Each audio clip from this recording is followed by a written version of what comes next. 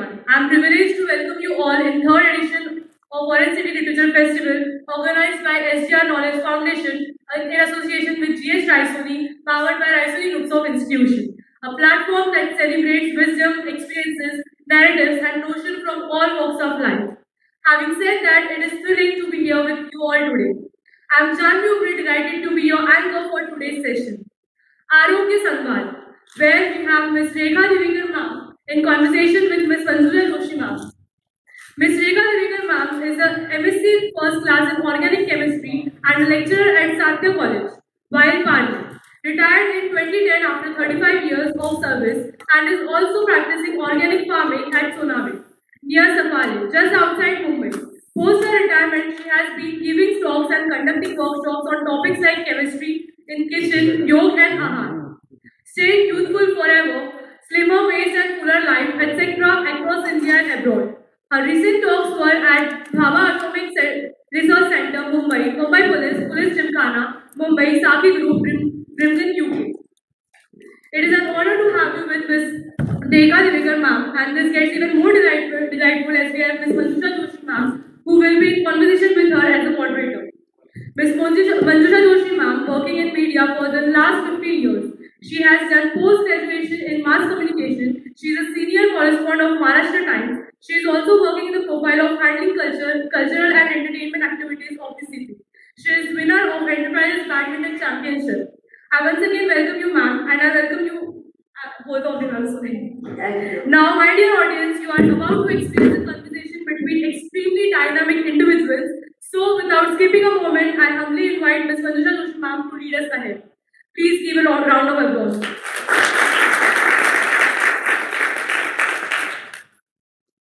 Namaskar. Good afternoon. Hindi, Marathi, English. मॅडमचं Marathi पुस्तक आहे आणि मॅडम मराठी खूप छान बोलतात. मराठी चालेल का हिंदी इंग्लिश मिक्स कसं मध्ये जर तुम्हाला काही वाटलं तर तुम्ही सांगा, मी लगेच त्याप्रमाणे सुचवतो. Okay okay mix done done. आपण रेखा दिवेकर मॅडमचं इथे टाळ्या वाजवून सुरुवातीला स्वागत करूया. जसं की तिने आता इंट्रोडक्शन दिलं, दिवेकर मॅडम यांचं नुकतंच आरोग्य संवाद हे पुस्तक प्रकाशित झालेलं आहे आणि मॅडम इंस्टाग्रामवर आहेत मुख्य म्हणजे, आणि त्यांचे जवळपास 1.10 लाख फॉलोअर्स आहेत. त्याच्यासाठी पण पुन्हा एकदा टाळ्या. मॅडम या आरोग्य विषयावर संवाद साधतात. आतापर्यंत त्यांनी जवळपास 150 ते 200 देशात आणि विदेशात ऑनलाईन कार्यक्रम केलेले आहेत. आणि पहिल्यांदा म्हणजे after lockdown she is here, पहिल्यांदा त्या समोरासमोर श्रोत्यांशी बोलतात आहेत आणि त्याच्यासाठी त्या खूपच उत्साही आहेत तुम्हा सगळ्यांसोबत संवाद साधायला. मॅडम तुम्ही थोडंसं मुलींचं स्वागत करा तुमच्या पद्धतीने, कारण मॅडम आहेत प्राध्यापिका आणि त्या रसायनशास्त्राच्या प्राध्यापिका आहेत आणि तुमच्यामधले जे काही केमिकल लोचे आहेत ते सगळ्यात त्यांना माहिती आहेत, त्याच्यामुळे त्या सुरू करतील. हॅलो, सर्वप्रथम तुम्हा सर्वांचं स्वागत आणि मला खूप आनंद वाटतोय हा एज ग्रुप बघून पर्टिक्युलरली, कारण मला तर रिटायर होऊन 11 वर्ष झाली, आता 12 होतील अक्षरशः, आणि 12 वर्षांनी आता ही मला संधी येते. अशा अधूनमधून येतात संधी, पण हा 2 वर्षाचा लॉकडाऊनचा पिरियड सोडला आणि आता पहिलं जे माझं प्रत्यक्ष संवाद होतोय तो तुमच्यासारख्या यंग मुलांशी, याचा मला खूप आनंद वाटतोय आणि मला खात्री आहे की तुम्ही चांगला रिस्पॉन्स द्याल. मी काय सांगते ते नीट ऐकाल आणि ते फॉलो करण्याचा प्रयत्न कराल आणि कायम आरोग्यपूर्ण राहाल, या खात्रीने आपण या आरोग्य संवादाची सुरुवात करूया. ठीक आहे. लॉकडाऊनमध्ये आरोग्य हा विषय खूप म्हणजे जवळपास 2 वर्ष आपण सतत हेल्थ, आरोग्य, ऑक्सिजन, पेशंट्स, मृत्यू हे असं सतत कंटिन्यू ऐकत आलेलो आहे. आता थोडंसं आपण रिलॅक्स होतो आहे. अजूनही तुम्ही मास्क लावलेले आहात. मनात कुठेतरी ती धास्ती आहे की आपल्या तो जो एक सूक्ष्म व्हायरस होता तो कुठेतरी आपल्या शरीरात अजूनही घुसेल आणि अजूनही काहीतरी भयंकर होईल आहे. तर हे हे जे आरोग्य संदर्भातली ही जी आपण काय म्हणू जागरूकता आहे ही या 1-1.5 वर्षामध्ये खूप वाढलेली आहे. विशेषतः तुम्हा यंग लोकांमध्ये मी बघते मॅडम की हे लोक यांनी व्यायाम करणं सुरू केलेलं आहे. आणि मला माहिती नाही तुमच्यामधले किती जणांनी घरी खाणं सुरू केलेलं आहे, कारण तुमची पिढी ही पिझ्झा बर्गर आणि हे सगळं खाणारी आहे. तर मॅडम हे जे रसायनशास्त्र शिकवता मॅडमनी मुळात मला हा प्रश्न विचारायचा आहे ना की मुळात तुमची रसायनशास्त्राशी गट्टी कधी जमली? रसायनशास्त्राशी माझी कॉलेजमध्येच गट्टी जमली. म्हणजे मी BSc केमिस्ट्री घेऊन आणि मग नंतर MSc ऑर्गॅनिक केमिस्ट्री आणि त्याच्यात माझा ड्रग्स हा स्पेशलायझेशनचा विषय होता. आणि नुकतंच लग्न झालेलं होतं आणि त्याच्यामुळे स्वयंपाकघरामध्ये आपण जे काम करतो म्हणजे काय की वेगवेगळी पातेली घेतो, कढया घेतो, वेगवेगळ्या आकाराची असतात, त्यात आपण वेगवेगळं काय काय घालतो, त्याला वेगवेगळी ट्रीटमेंट देतो. कधी तळतो, कधी वाफेवर शिजवतो, कधी कुकरमध्ये टाकतो, कधी तव्यावर भाजतो. तर ह्या सगळ्या वेगवेगळ्या मेथड्स कॉलेजमध्ये जाऊन परत तेच करायचं. वेगवेगळी केमिकल्स घ्यायची, कधी कोनिकल फ्लास्क, कधी बीकर, कधी टेस्ट ट्यूब. तर ह्या दोनमध्ये मला सतत असं जाणवत राहिलं की काहीतरी सिमिलॅरिटी आहे. आणि मग मला तुम्हाला असं सांगायचं आहे की आपण प्रत्येक जण हे एक केमिकलच असतो. म्हणजे आता तुम्हाला माहिती आहे की बॉलिवूडमध्ये काय काय तुम्ही म्हणता की अमुक दोघांची तर केमिस्ट्री खूप छान जुळते. तर तुम्हाला माहिती आहे का त्याची केमिस्ट्री काय असते? नाही. पण तुम्हाला हे कळतं की त्या दोघांची केमिस्ट्री जुळते म्हणजेच काय की त्यांच्यामध्ये आपल्या प्रत्येकामध्ये एक ठराविक ॲटम्स मॉलिक्युल्स असे असतात. तुम्ही आयर्न, कॅल्शियम, ऑक्सिजन किंवा वेगवेगळे इस्ट्रोजन, प्रोजेस्टेरॉन, ही हॉर्मोन्स, सगळे एन्झाईम्स हे असं सगळं ऐकत असतात नेहमी. मग ते माझ्या शरीरात आहेत, तीच मॅडमच्या आहेत आणि तीच तुमच्या सगळ्यांच्या आहेत. पण तरी आपण कोणीही एक दुसऱ्यासारखे नसतो. तुमचं सख्खं भावंड असेल, तुमचं जुळं भावंड असेल, तरीही तुम्ही कधीच एकाच एक असे अगदी सेम टू सेम नसता. याचं कारण आपण प्रत्येक जण युनिक आहोत. म्हणजेच आपली जी बॉडी केमिस्ट्री आहे ना ती प्रत्येकाची वेगळी आहे. आणि म्हणून मी तुम्हाला पहिली गोष्ट ही सांगेन, आता ह्या तरुण वयात असं बऱ्याच जणांना वाटतं की आपल्याला पण करीनासारखं सडसडीत राहायचं आहे वगैरे. मग हिने आमकं खाऊन ती सडसडीत राहिली मग मी पण तेच खाते. पण तिची बॉडी केमिस्ट्री आणि तुमची बॉडी केमिस्ट्री सारखी नाही. त्यामुळे तिला जे चालेल ते तुम्हाला चालेल असेल. तर त्याच्यामुळे पहिली गोष्ट लक्षात ठेवायची की आपण कोणालाच कॉपी करणार नाही आहोत. आपण स्वतः एक युनिक आहोत. आपल्यामध्ये पण एक विशेषता असतेच. ती फक्त आपण कशी वर आणायची ते बघायचं असतं, कोणालाही कॉपी न करता. ठीक आहे. तर ही असते आपलं प्रत्येकाचं बॉडी केमिस्ट्री. आणि आता माझा जो विषय आहे की स्वयंपाकघरातील रसायनशास्त्र. मग स्वयंपाकघरातीलच का? तर तसं नाही. आता खरं म्हणजे काय की आपण जेव्हा सकाळी उठतो तर पेस्ट वापरतो, रात्री झोपताना आपण मॉस्किटो रिपेलंट वापरतो, ओडोमॉस लावतो किंवा अजून काही उपाय करतो. ही सगळी रसायनच आहेत, बरोबर ना? पण आपल्यावर सगळ्यात जास्त कसला परिणाम होतो? तर जो आपण आहार घेतो त्याचा. कारण यथा अन्नम तथा मनम. आपलं जे शरीर आहे योगशास्त्रानुसार अन्नमय कोश आहे, बरोबर? म्हणजे तुम्ही जे खाता त्याप्रमाणे तुम्ही होता. आणि मग यथा अन्नम तथा मनम म्हणजे तुमचं जसं शरीर असतं तसं तुमचं त्याप्रमाणे मनही होतं. म्हणजेच काय? आपलं शरीर काय, मन काय, आहारावरच अवलंबून आहे. आणि म्हणून हा आहार कुठे तयार व्हायला पाहिजे आपला आयडियली? स्वयंपाकघरात. आणि आपण भारतातले लोक खूप भाग्यवान आहोत. कशासाठी? तर अगदी प्रत्येकाला आपलं म्हणजे प्रत्येक बाईला म्हणा किंवा तुम्ही आता सगळ्या लहान आहात पण तुमच्या घरात जे कोण कुकिंग करत असेल, आई, मावशी, आजी, आत्या, कोणी, तर त्यांना एकट्यांवर जबाबदारी नाही पडत. कारण आपल्याकडे हेल्पर्स मिळत आहेत अजून. तर म्हणून आपण त्याचा फायदा करून घेतला पाहिजे.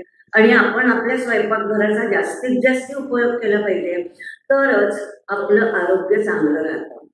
आता ह्याचं कारण काय, तर आता कोरोना काळात माझ्या बऱ्याच डॉक्टर मैत्रिणी आहेत, तर आम्ही जेव्हा नेहमी बोलायचो तेव्हा त्या नेहमी म्हणायच्या की म्हणजे कोरोना सोडा, पण इतर जे सगळे आजार असतात की जे आपण ज्याला म्हणतो की साधा फ्लू आहे किंवा पोटाचे आजार आहेत, हे सगळे आता कमी झाले. तर ह्याचं कारण काय की सगळे लोक घरातच खात होते, पटतंय? हा, आणि सगळे लोक घरी होते, त्याच्यामुळे सगळेजण मिळून काहीतरी सूर्यनमस्कार करू, व्यायाम करू, खेळ करू, असं करून ऍक्टिव्हही राहत होते.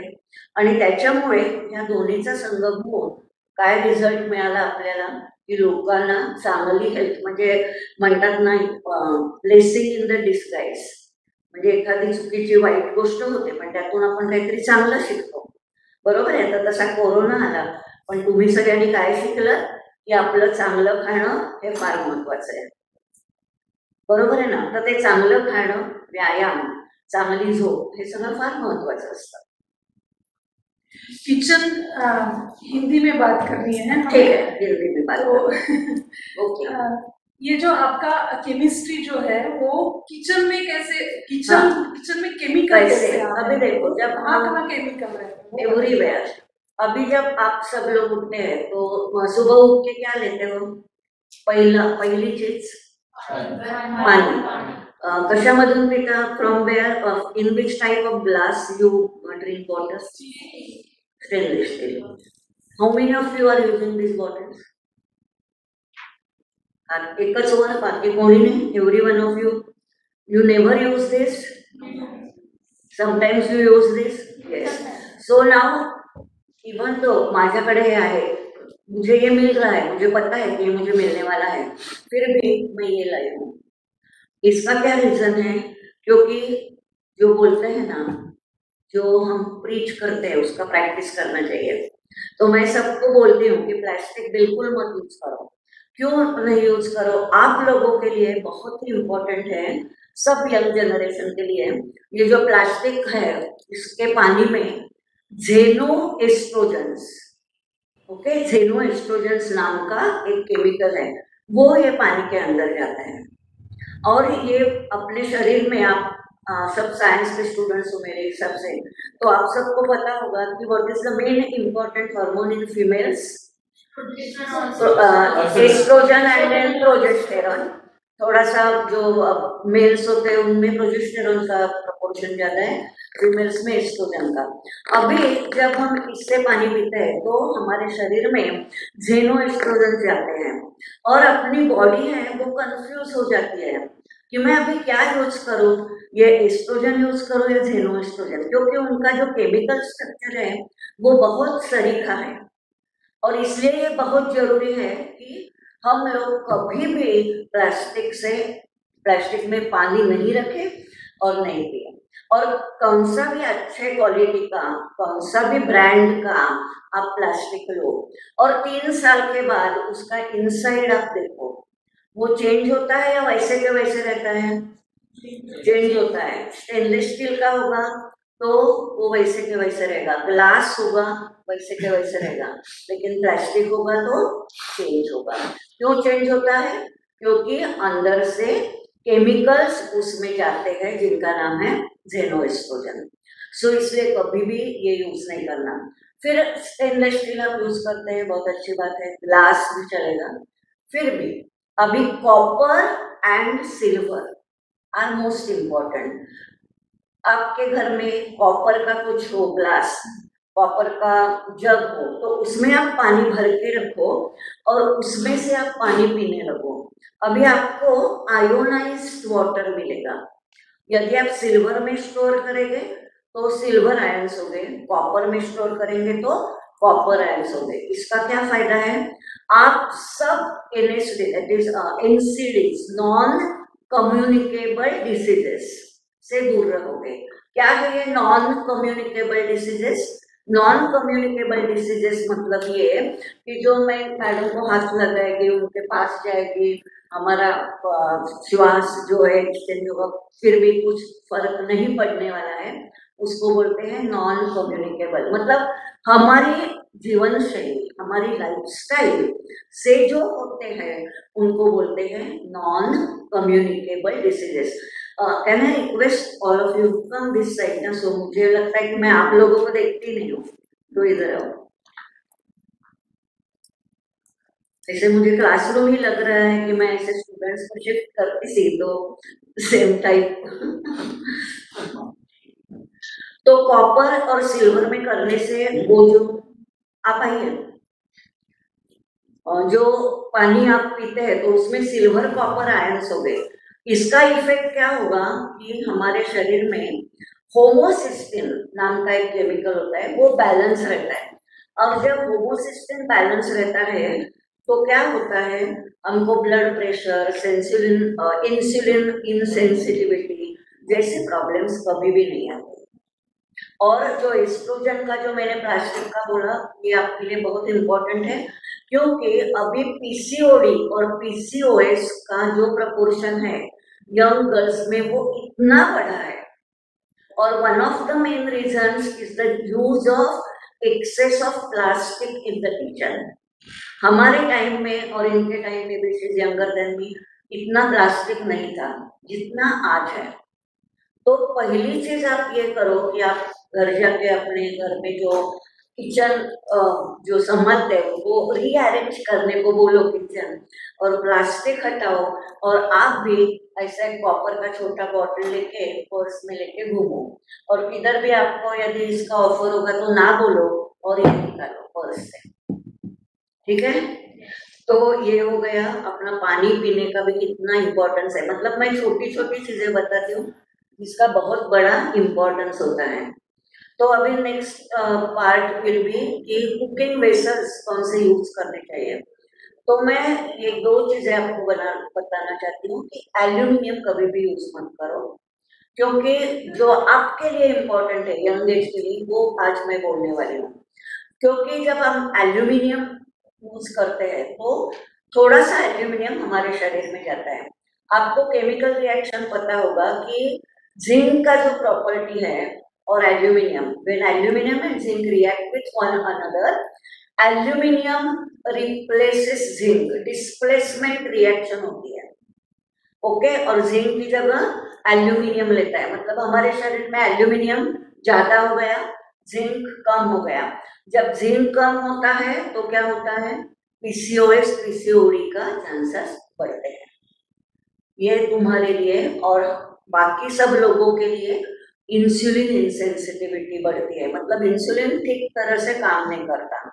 और बाद में जाके जो ओल्ड लोग घर में यदि होंगे तो उनको डिमेंशिया, अल्जाइमर होने के चांसेस भी ज्यादा होते हैं। ऐसे रिसर्च में ऐसे देखा गया है कि अल्जाइमर पेशेंट्स का ब्रेन उनके मृत्यु के बाद जब एनालाइज किया तो उसमें एल्यूमिनियम ज्यादा था।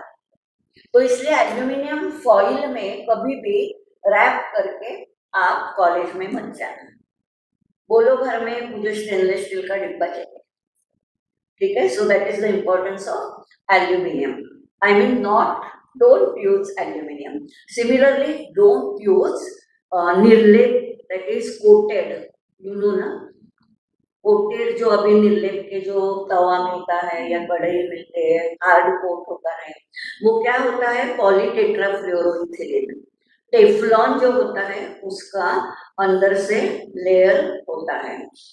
तो नॉन स्टिक वेसल्स जिन्हें हम बोलते हैं, तो ये नॉन स्टिक वेसल्स में क्या है, टेफ्लॉन है।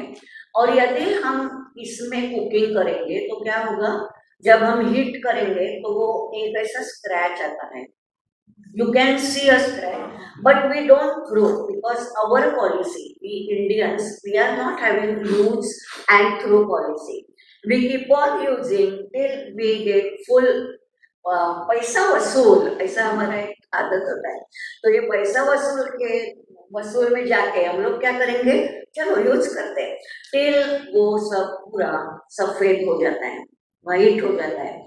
अभी क्या हुआ, किधर गया वो कोटिंग, पूरा टेफ्लॉन कहाँ गया, अपने फूड से अपने डाइजेस्टिव सिस्टम में गया। अभी अपने बॉडी में ऐसे कुछ एंजाइम्स ही नहीं है कि जो इनको पचा सकेंगे। तो इसका क्या होगा फिर, slowly it will be accumulated in the body in the form of some toxins, and therefore avoid these non-stick vessels and use ion का तवा, आयन यूज करो, आयन का कढ़ाई यूज करो, पित्तल यूज करो, स्टेनलेस स्टील यूज करो, ceramic vessels use करो, but don't use aluminium and non stick vessels. Okay, अभी आयन का क्या इम्पोर्टेंस है? आयन, जब आप लोगों के लिए आयन का इम्पोर्टेंस बहुत ज्यादा है, गर्ल्स के लिए और भी ज्यादा, बॉयज के लिए भी है लेकिन गर्ल्स को और ज्यादा, क्योंकि हर महीना we lose during our menstruation blood. So haemoglobin अपना हमेशा अच्छा रहना चाहिए. तो पुराने जमाने में, पुराना ज्यादा भी पुराना नहीं, मेरे जमाने में हम हमेशा वो लोखंडी आयन का जो तवा होता था उसको यूज करते थे. उसके ऊपर आप कुछ भी बना सकते हो. अभी आपके घर में क्या बनता है? रोटी बनती है, भाकरी बनती है, कभी ठेपला, कभी डोसा, कभी थालीपीठ, कभी चिल्ला, कभी घावन, जो कुछ आप बनाएंगे वो आयन तवा पे बनाओ. अभी रिजल्ट क्या होगा आयन तवा पे जब आप बनाते हैं? वो आयन स्लोली एंड स्लोली, बहुत ही स्मॉल क्वांटिटी में हमारे शरीर में जाता है. और जब ये आयन हमारे शरीर में जाएगा तो ऑब्वियसली हीमोग्लोबिन बढ़ेगा. जब हीमोग्लोबिन बढ़ेगा, हीमोग्लोबिन का काम क्या है? हीमोग्लोबिन ऑक्सीजन के साथ कंबाइन करता है, ऑक्सी हीमोग्लोबिन बनता है, और ये ऑक्सी हीमोग्लोबिन हर एक ऑर्गन को जाके ऑक्सीजन एंड न्यूट्रिएंट्स पहुंचाता है. तो आपका जो यूटेरस है उधर भी अच्छा ऑक्सीजन जाएगा, जो न्यूट्रिएंट्स है वो भी जाएंगे, यानी कि रिप्रोडक्टिव सिस्टम में भी बॉयज और maybe girls. Then brain, आपका ब्रेन तो बहुत ही ज्यादा एक्टिव और शार्प होना बहुत जरूरी है. अभी ब्रेन एक्टिव रखने के लिए जो 3 चीजों की बहुत ज्यादा जरूरी है वो है glucose. Number 1 is glucose, number 2 is water and number 3 is oxygen. Okay, अभी आपको ऑक्सीजन कैसा मिलेगा? जब आप एक्टिव रहेंगे, जब आप एक्सरसाइज करेंगे, जंपिंग करेंगे, कुछ खेलेंगे, मस्ती करेंगे, तो वो टाइम आपको क्या मिलता है? ऑक्सीजन मिलता है, बराबर. फिर हाइड्रेशन कैसा होगा? हमेशा आप लोग पानी पीना चाहिए या छाछ पीना चाहिए. अभी नागपुर की गर्मी बहुत ज्यादा होती है, शरबत पीना चाहिए. तो जो पॉसिबल है वो सब अच्छे वाले ड्रिंक्स आपको लेने चाहिए, और कभी भी पैकेज ड्रिंक्स नहीं लेने चाहिए, क्योंकि पैकेज ड्रिंक्स लेके क्या होगा? डिहाइड्रेशन होगा, हाइड्रेशन नहीं होगा, आपका ब्रेन अच्छा नहीं चलेगा. ठीक है, तो ये 3 चीजें आपको बराबर मिलने के लिए आपको बहुत ही केयरफुल रहना चाहिए. अभी ये पैकेज ड्रिंक्स क्यों नहीं लेना चाहिए? क्योंकि package and processed foods are extremely bad for us. क्यों बैड है हमारे लिए? क्योंकि उनमें है एक चीज which is called as HFCS. What is HFCS? High fructose corn sugar, which is a very low quality sugar, very poor quality sugar. HFCS है. और उसमें है GRAS. What is GRAS? Generally regarded as safe. आप कौन से भी mall पे जाओ और कौन सा भी पैकेज फूड देखो, उसके ऊपर आप एक रैंडम नंबर देखोगे, may be 247, 300, 500, whatever it is. Now they are not writing the name of the chemical, right? But they are not guaranteeing you that the chemical is good for you. What we are saying, generally regarded as safe. अभी आप आपका responsibility ले लो. Correct है, मेरी health मेरी responsibility, हमने अभी सीखा है. तो अपनी जो रिस्पॉन्सिबिलिटी क्या है कि वो देखो कि इसमें कुछ नंबर है यानी केमिकल है, ये मुझे नहीं चलेगा. क्यों नहीं चलेगा? क्योंकि इन लास्ट 25 ईयर्स ऐसे दिखाया गया है कि हमारे शरीर में there are almost 500 chemicals which were not there previously in the human body. मतलब ये नहीं कि हर एक बॉडी में ऑल 500 केमिकल्स होंगे. Depending upon your own lifestyle there will be different chemicals. मतलब यदि आप मार्केट में जाएंगे और फूड्स यानी कि वेजिटेबल्स लेंगे, फ्रूट्स लेंगे। कभी कभी क्या होता है कि हमें लगता है कि फॉरेन से आया है तो ये फ्रूट बहुत अच्छा है हमारे लिए, लेकिन क्या होता है उसके ऊपर बहुत सारे प्रिजर्वेटिव्स रहते हैं, तो वो प्रिजर्वेटिव्स आपके बॉडी में जाएंगे और वो जो एप्पल होगा या कीवी होगा, जो भी कुछ होगा, वो 6 महीने ऐसे ही पड़ा रहता है कोल्ड स्टोरेज में। और 6 महीने के बाद उसमें क्या न्यूट्रिएंट्स आपको मिलने वाला है, आपको सिर्फ ऐसे लगेगा कि मैंने इतना पैसा खर्चा किया तो जो मुझे मिला वो 100% अच्छा ही होगा, लेकिन ये आपका मिसअंडरस्टैंडिंग है। आपके लिए क्या अच्छा है? ऑरेंज, क्योंकि ये इधर उगता है। तो इधर जब फार्म टू प्लेट ऐसी एक बोलते हैं कि farm to plate distance is very important. ये जो ऑरेंज प्लांट जो है वो आपके आसपास है, वो आने में ना टाइम जाता है ना कार्बन फुटिंग जो अपन म्हणतो वो भी नहीं जाता है, तो very fresh it comes on your plate and when you eat it then you will get all the nutrients present in that orange as compared to what we will get in Mumbai। तो जो आपके आसपास होता है वो खाना बहुत जरूरी है। तो इसलिए आज ही हमने तय किया है कि आज बहुत सारे ऑरेंजेस लेके खाएंगे शाम को। लेकिन मैडम हमें तो रोज पानी पूरी, पिज्जा, कुछ तो ऐसा चटपटा चाहिए होता है, तो क्या करें हम? हाँ, जब भी आपको चटपटा खाने का मन होता है तो वो टाइमिंग है आपके लिए 4 to 6, करेक्ट है? शाम को ही आप ये सब कुछ चीजें खाते हैं ना, लेकिन रोज आप ये मत खाओ। अभी आपको पता है कि आपकी हेल्थ ही आपके लिए बहुत इम्पोर्टेंट है, वही आपको हमेशा साथ देने वाली है। मैडम यही पूछ रही थी मुझे कि आप बोलते हैं तो लोग सुनते हैं क्या? लोग मतलब पर्टिकुलरली यंग जनरेशन सुनती है क्या? क्योंकि उन्हें तो ऐसे ही चटपटा अच्छा लगता है। तो मैंने एक चीज उन्हें बताई, जो कि घर में बनता है ना, वो बच्चों को जो आदत माँ बाप को होती है वो अपने आप बच्चों में आती है, क्योंकि देख के ही लोग सीखते हैं। ऐसा सिर्फ बोलने से तू मत ये खा ऐसा नहीं, मैं भी नहीं खाती हूँ तो तू भी मत खा, इसमें थोड़ा सा सेंस होता है। तो वीक में एक बार आप खाओ, लेकिन रोज मत खाना, क्योंकि आप आपको यदि लगता है कि चलो मैकडोनल्ड में जाके खाना is very cool, but it is not cool, क्योंकि अमेरिका और उधर वो जो वेस्टर्न कंट्रीज है उधर कौन से लोग मैकडोनल्ड्स में जाते हैं पता है? जो सबसे पुअर है वो। अभी आप सब लोग तो अच्छे कॉलेज में पढ़ रहे हैं, अच्छे घर से है, आपके पास पैसा है खर्चा करने के लिए, तो क्यों मैकडोनल्ड्स पे जाके पार्टी करोगे? और यदि आपको अभी ये पता चला कि ग्रास जो केमिकल्स है वो आपको नहीं चाहिए, तो पैकेज फूड तो आपको बंद करना ही है। और आपको अभी पता चलेगा कि बहुत से अभी वेस्टर्न कंट्रीज वो हमारा फॉलो करने लगे हैं। जैसे कि एक तो आप सबको पता है कि योगा इधर से गया है वेस्टर्न कंट्रीज में, हम लोगों से। अभी घी का आप लोगों में कितने स्टूडेंट्स हैं? आप लोग घी कितने लोग खाते हैं? अरे वाह, वेरी गुड। तो ऐसे ही खाते रहो घी।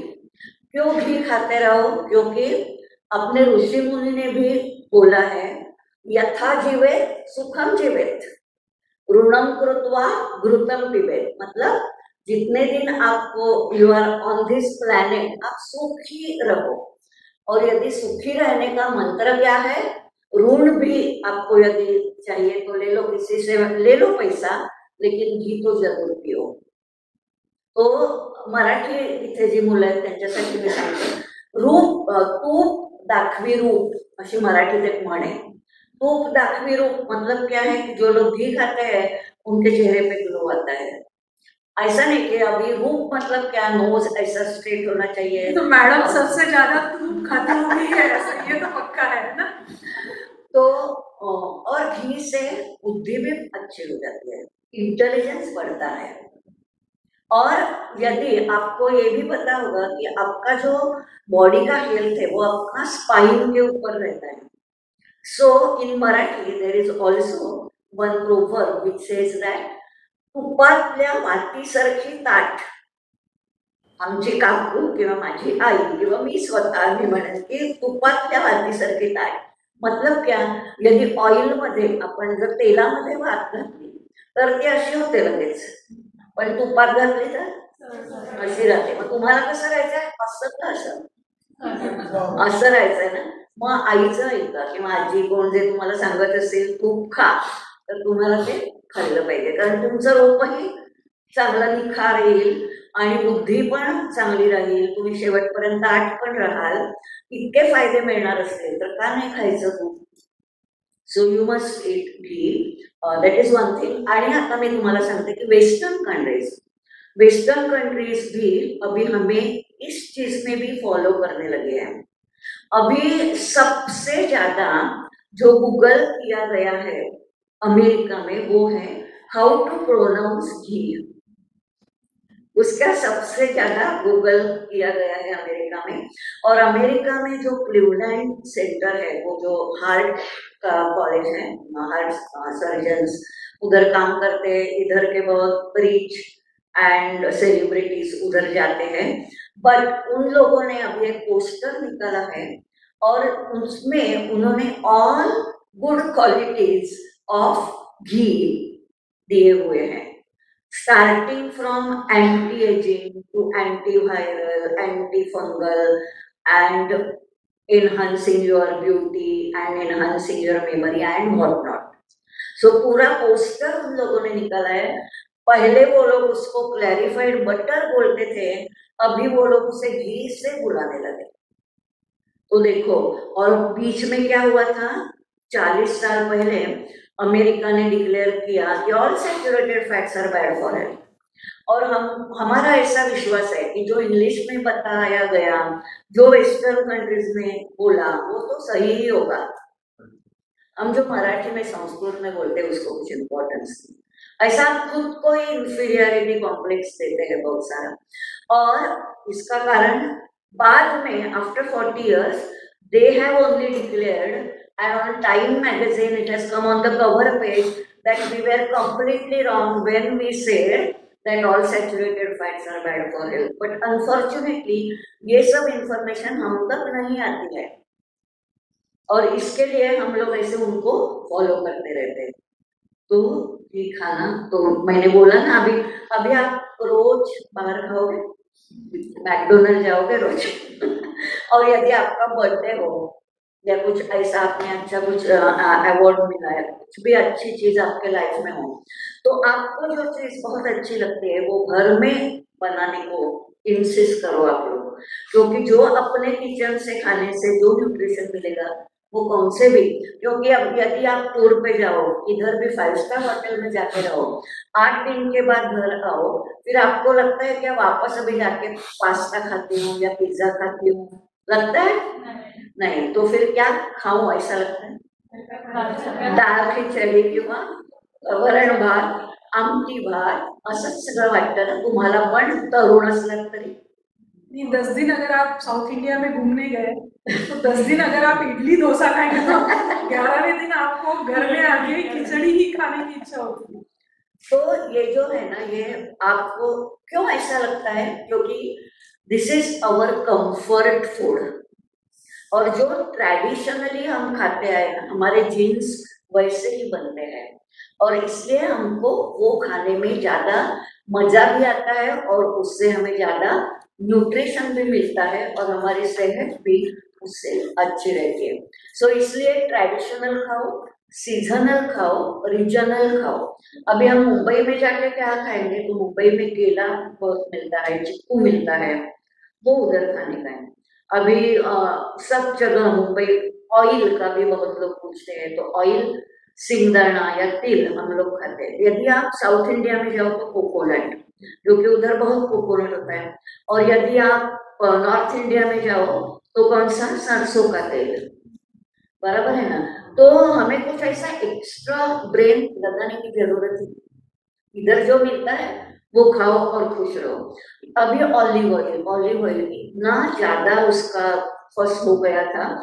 जब आप इटली में जाओ तो ऑलिव ऑयल खाओ, क्योंकि उधर वो लोकल है, इधर वो लोकल नहीं है. तो ये लोकल सीजनल ट्रेडिशनल खाना बहुत जरूरी। अपना चेहरा अपनी स्वास्थ्य का आईना होता है ऐसे कहा जाता है, वो क्यों? देखो, यदि आप इंटरनली आपकी हेल्थ अच्छी हो तो ऑब्वियसली आपका चेहरा भी अच्छा दिखता है। यदि आप अभी इसका हीमोग्लोबिन कम हो गया तो चेहरा पेल दिखने लगता है। और यदि हम बहुत स्ट्रेस्ड हैं तो जब हम स्ट्रेस्ड होते हैं तो हमारे अंदर जो हॉर्मोन्स, कुछ स्ट्रेस हॉर्मोन्स क्रिएट हो जाते हैं और वो जो स्ट्रेस हॉर्मोन्स निर्माण होते हैं उसके कारण हमारे चेहरे पे भी कुछ एक्ने आ जाते हैं या पिगमेंट आ जाता है। वो सब अपना स्ट्रेस या इंटरनल जो चेंजेस होते हैं वो बाहर दिखते हैं। जे पिंडी ते ब्रह्मांडी, तुम्ही ऐकलं असेल ना हा शब्द? जे पिंडी ते ब्रह्मांडी मतलब जो हमारे इनसाइड में है, हमारे कोर बॉडी में जो है वही बाहर होता है। तो जो इनसाइड है वो आउटसाइड है। तो इसका मतलब मैंने 1.5 साल तक घर का ही खाना खाया तो लोग मुझे कहने लगे कि वाह आप बड़ी अच्छी लग रही हो आजकल, अच्छी दिखती हो। तो ये इसका रहस्य होगा। अच्छा, इसमें एक्सरसाइज का कितना रोल होता है? एक्सरसाइज का इम्पोर्टेंस बहुत ही ज्यादा है क्योंकि जैसे बोलते हैं कि हेल्थ का जो 3 इम्पोर्टेंट चीजें हैं, one is what you eat, diet है, दूसरा है एक्सरसाइज। अभी एक्सरसाइज क्यों इम्पोर्टेंट है? क्योंकि यदि आप एक्सरसाइज नहीं करोगे तो आपके जो, देखो आपका जो बॉडी वेट होता है ना वो 3 चीजों से मेनली होता है। और ये कौन सी 3 चीजें हैं? बोन्स है, मसल है और फैट है। ठीक है, अभी बोन्स और मसल्स का वेट हमेशा अच्छा रहना चाहिए और फैट का वेट कंपैरेटिवली कम होना चाहिए। और आपको यदि मसल का वेट बढ़ाना है, बोन्स अच्छे करने हैं, तो आपको क्या करना जरूरी है? आपको बहुत जरूरी है कि एक्सरसाइज करो, क्योंकि एक्सरसाइज से ही आपके मसल स्ट्रॉन्ग हो जाते हैं। नहीं तो आप देखते हो कि कोई कोई मतलब इतना एज भी नहीं हो फिर भी ऐसा इधर सब लूज लूज होने लगता है। लेकिन ऐसा यदि आपको नहीं होना चाहिए तो आपको मतलब जब तक हम जीवित हैं हमको एक्सरसाइज करनी है। वो कौन सी भी एक्सरसाइज, मतलब वैरायटी करोगे तो ज्यादा अच्छा है। योगा करो, जिमिंग करो, वॉक करो, कुछ खेलो। अभी खेलने से तो बहुत अच्छे हम लोगों को बेनिफिट्स मिलते हैं। पर्टिकुलरली अभी तो आप सब लोग खेलते हैं, मैडम भी बैडमिंटन, अभी आप खेलती हो? अभी भी खेलती है तो देखो इनका आप आदर्श रखो। नहीं तो कभी कभी क्या होता है लड़कियों का स्पेशली कि शादी होने के बाद फिर बहुत ही बच्चे हो जाते हैं या घर की रिस्पॉन्सिबिलिटी बढ़ती है और फिर सिर्फ हम लोग क्या करते हैं, चलो जॉब करो, पैसा कमाओ, हो गया। लेकिन नहीं, अपने लिए क्या इम्पोर्टेंट है? आपका जो खेलना है वो बहुत इम्पोर्टेंट है। क्योंकि खेलने से आपका शारीरिक स्वास्थ्य, मानसिक स्वास्थ्य दोनों अच्छे रहते हैं। कैसे सबके साथ बिहेव करना चाहिए घुल मिल के, और सक्सेस आया तो भी खुश रहना चाहिए। कभी अभी हमेशा हम जीतते हैं ऐसा नहीं है ना, कभी कभी हार भी जाते हैं तो आदमी हारने को भी सीखता है। हारना भी अपनी साइड पे लेना बहुत जरूरी होता है। नहीं तो अभी हम लोग देखते हैं कि सुसाइड करने का बहुत टेंडेंसी होती है। क्यों? क्योंकि उन्हें ये हजम ही नहीं होता कि कुछ चीज हमें नहीं मिले। तो ऐसा नहीं होना चाहिए। तो इसके लिए खेलना इज वेरी इंपॉर्टेंट। और जब तक पॉसिबल है तब तक खेलो। और या व्हेन पॉसिबल नहीं है, मतलब ये ज्यादा बहुत हो गया, आपके घर में जो कोई बुजुर्ग है उनको भी बोलो, एटलीस्ट आप देखो, देखने से भी वो ऐसा जंपिंग कर रहे हैं, रनिंग कर रहे हैं, तो भी हमारे शरीर में, जब हम अच्छे क्रिकेट और कुछ भी फुटबॉल देखते हैं तो हमारे भी शरीर में ऐसा उत्साह, ऊर्जा आती है। तो ऊर्जा किधर से आती है? अच्छे हार्मोन शरीर में निर्माण हो जाते हैं। तो खेलना भी बहुत जरूरी है। योगा तो ऑलवेज बेस्ट है, क्योंकि वो कौन से भी एज में चालू करो, कौन से भी आपकी कंडीशन हो, मतलब प्रेगनेंसी हो, डिलीवरी के बाद हो, कोई आपको डिसीज हो गया है तो भी आप योगा कर सकते हो। ठीक है, तो एक्सरसाइज का बहुत इम्पोर्टेंस है। मैडम ने लॉकडाउन में योगा क्लासेस किए मैं तो हमेशा मतलब बहुत सालों से मैंने 3 बार इंटरनेशनल योगा फेस्टिवल भी अटेंड किया है और मैं जिमिंग भी करती हूँ, नॉट ओनली योगा। और मैडम गाना भी गाती है, गाना सिखाती है। मैं संगीत विशारद हूँ। हो गया टाइम? है क्या? कोई बात आप किसी को कुछ क्वेश्चंस पूछने हैं तो मैडम से तो ये मेरा बुक है जो इधर मराठी स्टूडेंट्स है उनके लिए मैं बताती हूँ, आरोग्य संवाद। शायद ये अभी क्रॉसवर्ड में आने वाला था, कल तक नहीं था, आज शायद होगा। ये देखो,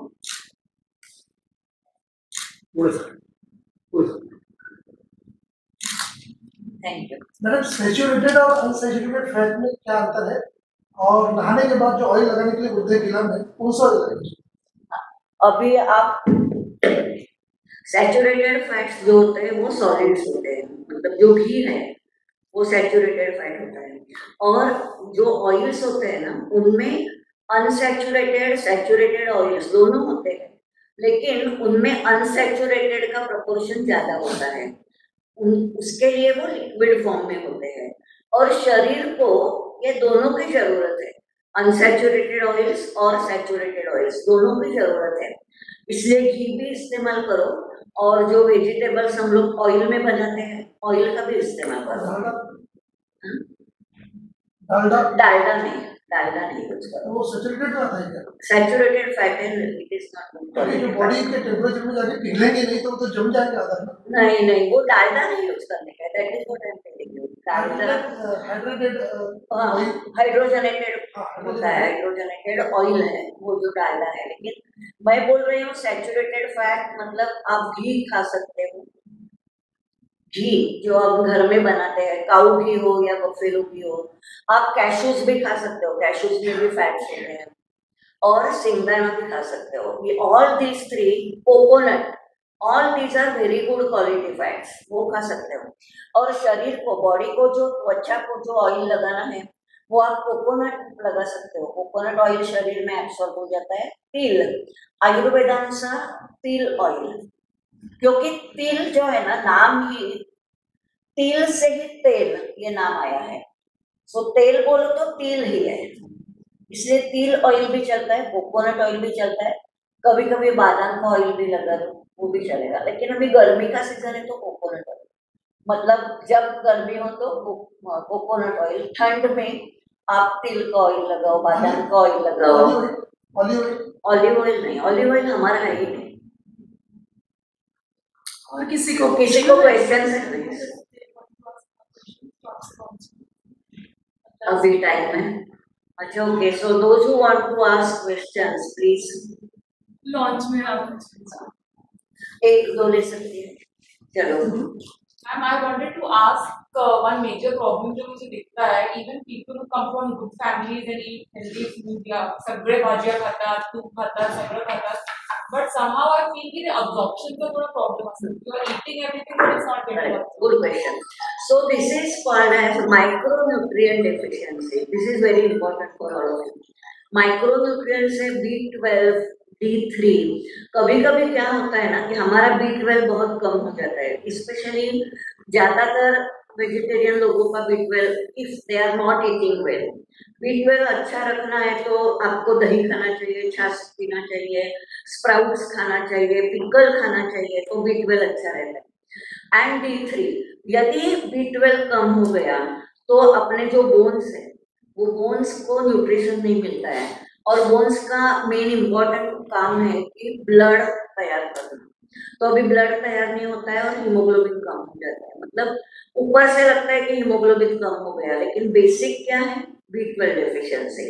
सो माइक्रोन्यूट्रिएंट डेफिशिएंसी होती है। विटामिन D3 बाहर नहीं जाते हैं, सन में नहीं जाते हैं, तो भी D3 का डेफिशिएंसी होती है। सो उसके कारण सब ये एसिमिलेशन के प्रॉब्लेम्स हो जाते हैं।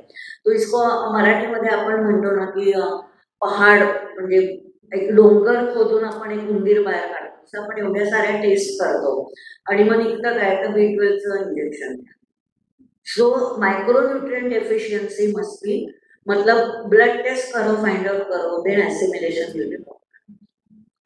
वो समाप्त करते हुए मैडम की तरफ से आपके लिए टिप्स है कि आप रेगुलर एक्सरसाइज करिए, घर का खाना खाइए और हैप्पी रहिए, पॉजिटिव रहिए और अच्छी लाइफ जिए। और थैंक यू वेरी मच। कुछ हॉबी भी रखो, कुछ हॉबी हमेशा रखो, क्योंकि वो आपके मन को हमेशा शांति देती है। और ओके, थैंक्स अ लॉट। कुछ क्वेश्चन हो तो आप बाहर आओ। खुश रहो, झुक झुक जियो और गन्ने का रस पियो।